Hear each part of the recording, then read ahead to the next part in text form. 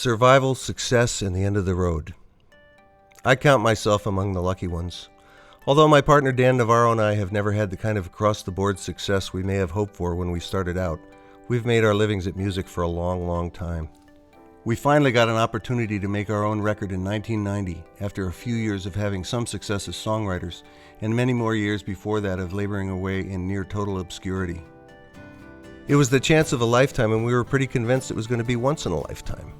The fact that it turned out not to be so and that we would go on to make many more records and tour for the last 16 years still leaves me black and blue from pinching myself. We're journeymen, working hard for a relatively small return, but it's been the most satisfying and rewarding experience I could ever hope for. We have, through luck and persistence and a commitment to our long-running motto, "We try not to suck," connected with a remarkable group of fans and friends who have kept coming to see us, bought our records, and supported us in every way. If they are to be believed, we've made a difference to many of them through proposals, marriages, divorces, child rearing, and even the loss of a child. That is a kind of success that would have been hard for me to imagine, but has been ultimately so much more meaningful than all the money we never made. Life has a way of turning on a dime, and in a matter of a few hours or a few days or even a few minutes, everything can seemingly come unglued. On March 17, 2004, I was diagnosed with amyotrophic lateral sclerosis, or more popularly, Lou Gehrig's disease. ALS is a neuromuscular disease involving the brain cells that control the voluntary muscles.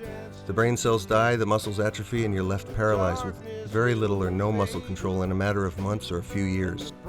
Stephen Hawking, the famous physicist, is a well-known survivor of the effects of the disease, having been diagnosed in 1964. He is the longest known survivor, but he has assisted speech, a ventilator for breathing, and a feeding tube.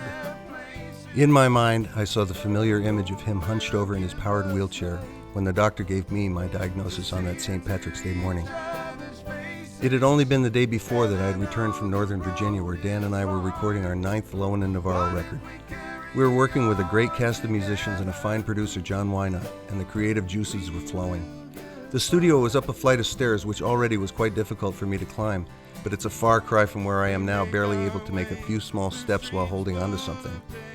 During the sessions, we had recorded a song by Dave Moore called "All the Time in the World."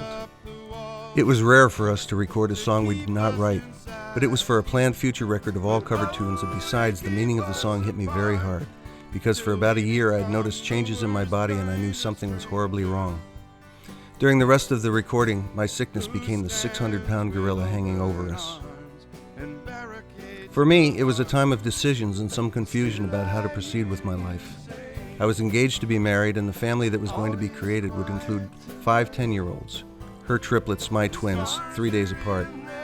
There was a school of thought that I should immediately quit my nutty job as a singer-songwriter and touring musician. There were also some questions directed at my wife in the nature of, "Are you still going to get married?" Well, she did still marry me. I have lots of 12-year-olds now, and I kept my crazy job in spite of becoming disabled. It became really obvious to me that what I have spent my life doing is much more than just a job. It's more of a calling, as my clergyman father would have referred to it.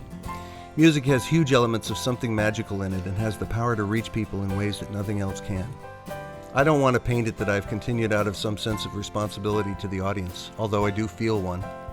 I want to do what I'm doing, and in the 20-odd years I've been pursuing it, it has become a large part of who I am. My partnership with Dan Navarro has been a very long one too, and with the many musicians and writers we collaborate with. They make up a musical community that has been a huge support for me through these tough times. What has happened for me is that the experience of being a performer and a songwriter has deepened in ways I never could have foreseen. Dan and I have always tried to make sure that we wrote about issues that mattered to us. In some cases, it may have hurt us. On one release, we had not one but 2 songs with the word middle-aged in them. Not a wise move for getting radio play. We've written plenty about relationships and growing up.